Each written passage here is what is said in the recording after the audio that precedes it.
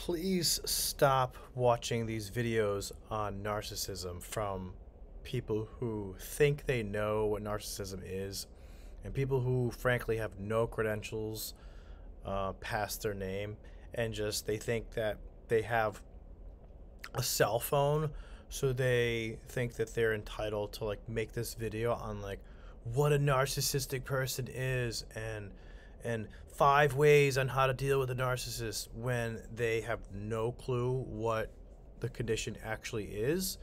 And these so-called experts, I can't tell you how many of these experts that are on TikTok and YouTube Shorts, and my clients come in and they're like convinced that they are a narcissist, and or that their family member, like that, like 3 of the members of the family are narcissists, and it's crazy to me.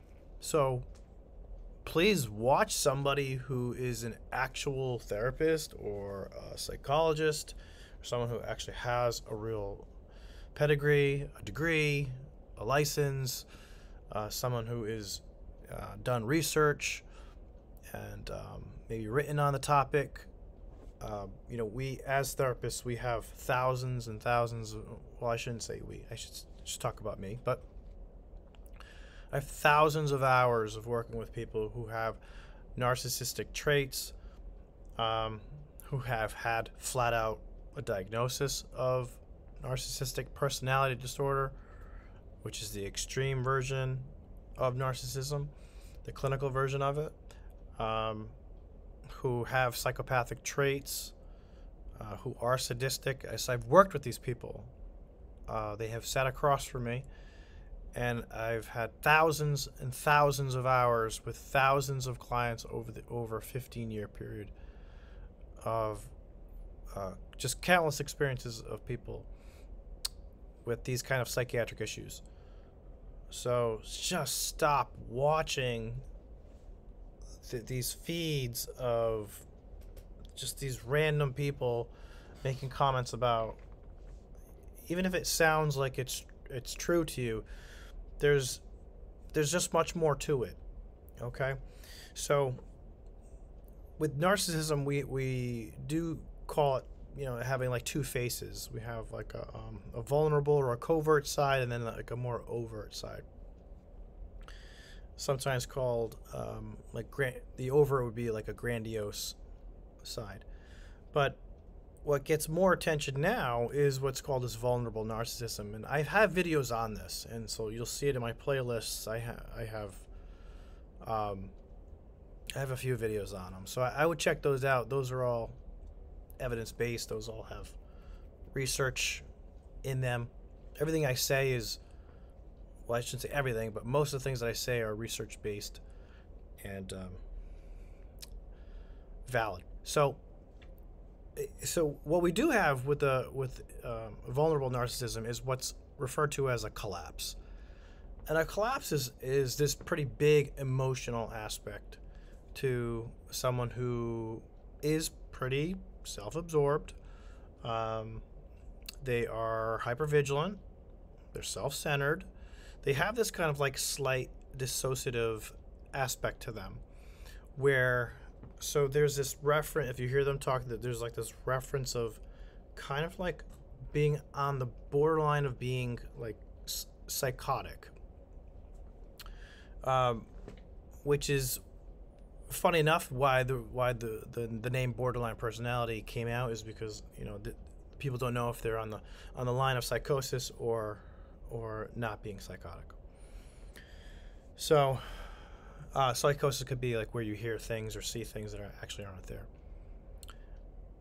They are, so the vulnerable narcissistic side, and I call it a side because it's, people who have these traits are not, this is not all of them. This is just part of them. This is like their real emotional downside that gets super protective, and a lot of it is trauma based.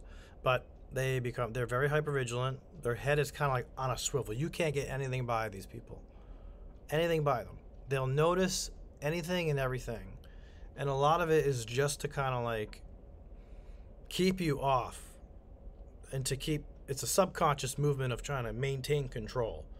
So you'll see that a lot. It's not just like an ADHD thing where people kind of get distracted and they're genuinely distracted and they kind of go off. This is like a little bit different.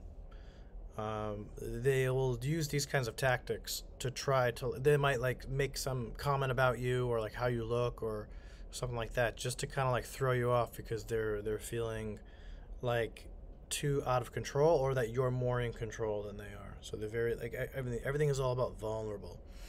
So they're very protective. Now, they do believe that the world is out to get them during these real emotional points. They will cry a lot. So there's this like endless crying that happens. They don't know what's real. They can't control themselves emotionally. This can last for days, and there is a harsh inner critic. And a lot of this is brought on by some childhood memories. And these people live very chaotic lives, never really quite knowing what to expect from some emotionally volatile family member, usually a parent.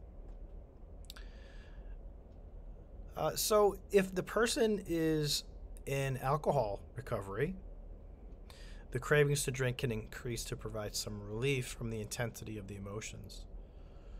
So another aspect to this would be, being the therapist, I serve as a barometer for them in their reality. By being stable myself, I help them regulate their emotions by having a stable emotional presentation. I reassure them that they're going to be okay. So they trust me enough to have this meltdown in front of me. They've already had it previous to coming in for therapy, but now they have it, and they trust me enough they can do it. But I still have to be very careful with them and go very slow with them. For the more experienced people, they can recognize their narcissistic part. A lot of people just know. I know I am somewhat narcissistic. They know that part. So, but this is usually with a lot of therapy that includes a lot of ego work. They can see the world is a bit gray, and they are able to hear some negative aspects of themselves. It's not easy, but they can hear that. So if they're in what we call a grandiose presentation, so oftentimes I'll see this, clients will come in and life will just be grand. Like if there's a problem, it's not really a problem. So in this part, if they're grandiose, they cannot hear anything negative about themselves or think they could do anything to better or help themselves, even if it's presented in a negative way. There's this interesting, I don't quite know how to explain it, but some people with a strong narcissistic part will want to sound like the biggest loser, so that they are uniquely the most unique, the most special loser that you've ever met. And so that's a way of staying grandiose. I should use a case example one day. One day I'll do a video on that where it's like being the most special loser, and there's nothing that can get them out of that. They just need to stay in that persona until they're done with the session. So now this grandiose presentation, which is essentially an inflated ego and perfect outlook on the world, they will knock you down and put themselves above you. Sometimes you're there just as a prop, or what we would call an object. You are the object serving as the mirror or reflection to themselves. They see this idealized view of themselves through you. This is when you'll feel like the interaction with them is one-sided, and you say to yourself, this is such a bad time or a waste of my time being here. You may even feel used because it is a bad time and you are being used. Oftentimes as a therapist, I am being used and I have to just deal with it. Now, I'll bring it up at a later point, but oftentimes it's gone, and it's sometimes useless to bring that up. It's just part of the condition. It's something that I have to deal with. But that's why it's really good when my narcissistic clients stay in therapy long term. We can get to these parts. They can acknowledge them. Now, if you're the partner to someone who experiences these meltdowns, okay, these collapses, you are not stupid. You know you're with the person who has narcissistic traits. You know you're with someone who's self-centered. You know they're needy. You know they're immature. You know they're childlike. And knowing that has an inherent risk of discomfort and negative feelings for you. So do not play the victim. You know who you're with. So considering that at the moment you're going to continue being with this person, there's a couple things you can do. First, write in a journal. Now, so a lot of this is experience of just working with family members and spouses of people with narcissism. Okay, this is exactly what I tell people that I work with.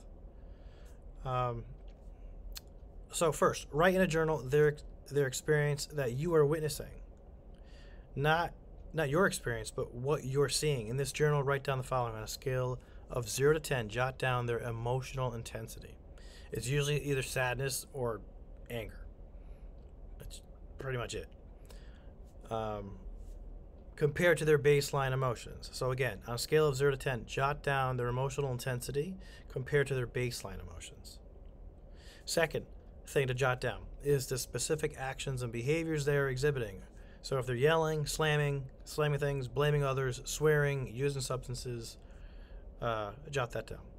Now, journaling these experiences makes it real for you because you also need a bit of a reality check. You most likely need therapy yourself if you haven't gotten it already. When you're part of this, you are part of the whole deal. You got to get your own help. If you find yourself or others not being compassionate or thinking that saying that people just don't understand, if you find yourself saying that people just don't understand your situation, or not being compassionate towards you, I think you're both right, and I think you're wrong. So I think you're right in that others are not being compassionate, and I'm not compassionate at this juncture or that juncture. You're wrong in the sense that you think compassion is required from others for you, when I don't think being compassionate is a requirement or even helpful at the time. The reason for that is because most people take compassion as confirmation bias, and that I'm agreeing with you, thus giving you yourself permission to essentially not take any meaningful action, or at the very least stay stuck in the contemplation stage. You've got some resistance issues you're dealing with. You don't want to see reality for what it is. You don't want to make a move because you know it's going to be hard for yourself and for others. But you gotta move past that. You gotta take ownership of that part. Oftentimes, if the situation you're in has escalated to an abusive one, action is much more productive and useful than compassion. People focus way too much on validation of feelings. Everyone thinks, not everyone, I shouldn't say everyone, ever. But what frustrates me is that some people will say, I just need my experience validated. No, you don't. Like, your feelings are just part of you. They're not everything. And oftentimes your feelings are just wrong and not useful at all. So don't stay stuck in your feelings. What I think sometimes you just need to do shit and stop feeling and do something productive or useful. So the overall, I know it's harsh. The overall health and consideration is much more important. And the needs of yourself, your children, your family, and your pets So what's useful for them is probably more beneficial than this compassion. I also suggest you put some hard boundaries in that include this person gets some professional therapy to work on their emotions. Listen, if someone who has got a real harsh narcissistic side is not in some sort of therapy, I don't know. You gotta get out. I don't know how they're gonna see anything, and you need someone to kind of like hit them straight with it and be tough. But this is hard. Narcissism is not an easy psychiatric condition to deal with. So just get the best support you can, but get the good support. Find somebody who knows what the hell they're talking about, and stop listening to these I know this is like a frustration video for me, I guess, huh? There's just too much crap out there. It's sickening. I almost feel like I should do these like those videos where you have like a picture-in-picture, and but I would probably get so annoyed. I don't know. I'll think about it. All right, if you want a coaching session or a therapy session, you can email me at jasonserotalks@gmail.com. It's jasonserotalks@gmail.com. Thanks for watching.